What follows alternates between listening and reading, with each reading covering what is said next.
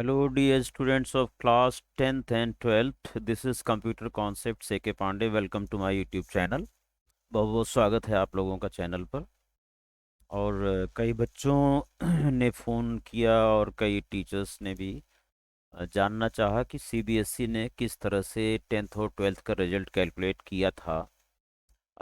आपको पता है 23rd को रिजल्ट आया है 10th का भी और 12th का भी। तो ये due to pandemic situation Covid की वजह से जो है इसे दो टर्म में डिवाइड किया गया था। दोनों टर्म को हाफ हाफ यानी 50-50 मार्क्स का रखा गया था। तो 50 में कुछ थ्योरी और प्रैक्टिकल। सपोज आपका 100 मार्क्स है, इंग्लिश है, तो उसमें 40 मार्क्स की थ्योरी, 10 मार्क्स का इंटरनल असेसमेंट। इसी तरह से सेकेंड टर्म में 40 मार्क्स की थ्योरी और 10 मार्क्स का इंटरनल असेसमेंट, जिसको आप लोग दे चुके हैं, जिससे आप अच्छी तरह से जानते हैं कि कितने मार्क्स का वेटेज था।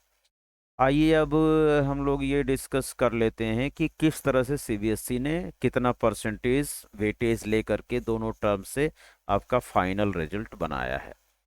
तो मैं सबसे पहले आपको सीबीएसई की ये वेबसाइट दिखा देता हूँ, जहाँ से यहाँ आप मेन वेबसाइट पर चले गए। ये आपकी मेन वेबसाइट है। और ये जो आपका है calculation regarding calculation computation of result 2022 for class 10th and 12th, ये 23/7 को एक नया लेटेस्ट सर्कुलर नोटिफिकेशन सीबीएसई ने दिया था। क्या था ये, यहाँ से आप देख लीजिए। मैं आपको जूम करके दिखा देता हूँ। ये 23rd जुलाई का है ये।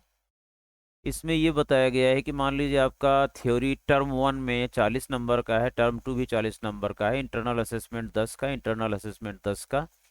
अगर आपने 30 मार्क्स ऑब्टेन किया टर्म 1 में और इंटरनल असेसमेंट में से 10 में से 9 मार्क्स ऑब्टेन किया, तो ये जो थ्योरी का मार्क्स है इसे आपको मल्टीप्लाइड बाई 2 कर लेना है, 60 हो जाएगा। और उसका 30% कैलकुलेट कर लोगे, 18 हो गया। तो यानी टर्म 1 को आपको 18 मार्क्स मिल चुके हैं 30% वेटेज देते हुए। और इंटरनल असेसमेंट का वेटेज पूरा रहेगा। ये 18 मार्क्स हो गया आपका 40 में से। सिमिलरली यहाँ पर मान लीजिए टर्म 2 में आपको 20 मार्क्स मिलते हैं और आपका इंटरनल असेसमेंट में 8 मार्क्स मिला है आउट ऑफ 10। तो फिर इस 20 जो थ्योरी का मिला इसको फिर से मैंने डबल किया, तो 40 का समझ लीजिए 80 हो गया, यानी कि 20 का 40 हो गया। और उसका 70% कैलकुलेट किया, यहाँ 30% किया था, यहाँ 70% कैलकुलेट करके यू हैव गॉट 28 मार्क्स।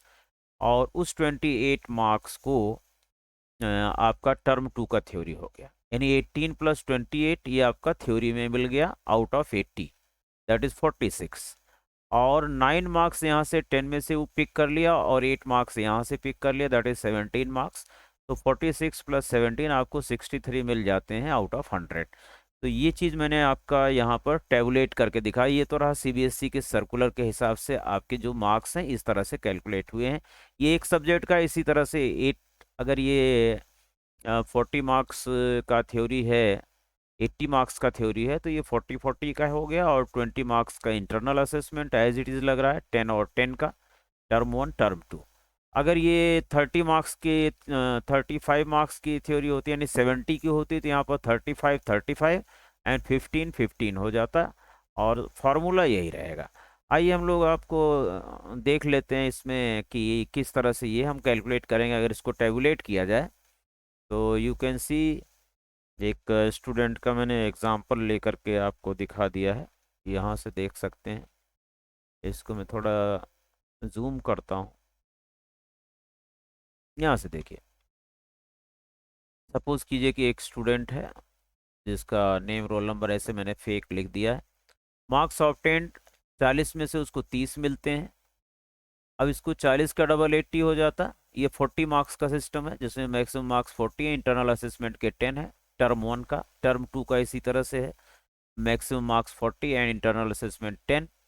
तो 40 + 40 है 80, 10 + 10 20, तो 80-20 का रेशियो हो गया इंग्लिश के लिए। और कई ऐसे सब्जेक्ट हैं जो 80-20 का रेशियो है थ्योरी प्रैक्टिकल का, उनका उनकी मार्किंग इस तरह से होगी। आपको मार्क्स मिल गए 30, उसका आपने डबल किया 60 हो गया, उसका 30% आपने कैलकुलेट कर दिया 18 हो गया। और फर्स्ट टर्म में आपके प्रैक्टिकल में 10 में से 8 नंबर थे, ये एज इट इज़ है। इसी तरह से जब टर्म 2 का मैंने देखा तो ये 20 मार्क्स आपको मिल रहे थे आउट ऑफ 40 थ्योरी में, जो आपने आंसर शीट में पेन पेपर टेस्ट दिया, उसको डबल कर दिया, यहाँ पर 40 हो गया, 20 का डबल 40, और उसका 70 मार्क्स का 70% कैलकुलेट कर दिया 40 का, 7 4 जा 28 आ गया, यानी कि 28 मार्क्स आपके थ्योरी में हो गए टर्म 2 में, और 18 मार्क्स आपके फर्स्ट टर्म में हुए थे थ्योरी में, आउट ऑफ कितना, आउट ऑफ 35 ये हो गया, आउट ऑफ 35 ये हो गया। अब इन दोनों को प्लस कर लिया, सॉरी 35 नहीं, आउट ऑफ 40 ये हो गया 28, आउट ऑफ 40 हो गया 18, इन दोनों को प्लस करने के बाद आउट ऑफ 80 कैलकुलेट हो गया 46। और जो इंटरनल असेसमेंट के मार्क्स आउट ऑफ 10 टर्म 1 के हैं 8 और टर्म 2 के हैं 9, 8 + 9 यहाँ 17 टर्म 2 के मार्क्स आ गए, और ये थ्योरी का 48 + 17 आपका आउट ऑफ 163 बन जाता है। तो ये हमने सारा फॉर्मूला से कैलकुलेट कर दिया। ये एक सब्जेक्ट इंग्लिश का हुआ, इसी तरह से आपका मैथ्स का, इसी तरह से आपका इकोनॉमिक्स का, अकाउंट्स का, बिजनेस का, हिस्ट्री, पॉल साइंस, ये सभी 80 मार्क्स की थ्योरी, 20 मार्क्स के इंटरनल असेसमेंट हैं। तो जिसमें जिसमें इंटरनल असेसमेंट है 20 मार्क्स की, इस तरह से कैलकुलेशन होगा।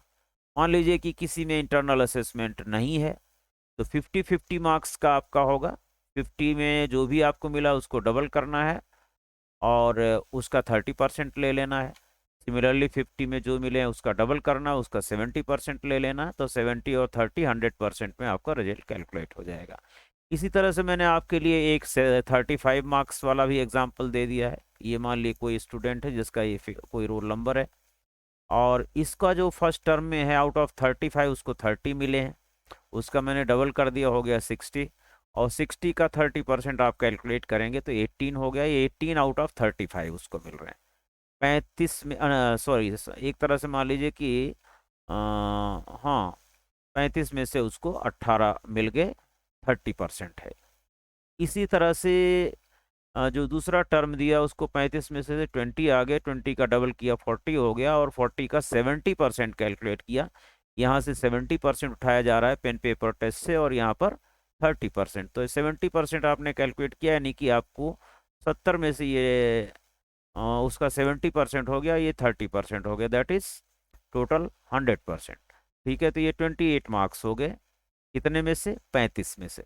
ये 18 नंबर मिले थे 35 में से, 18 + 28 उसके 46 हो जाते हैं 70 नंबर में से।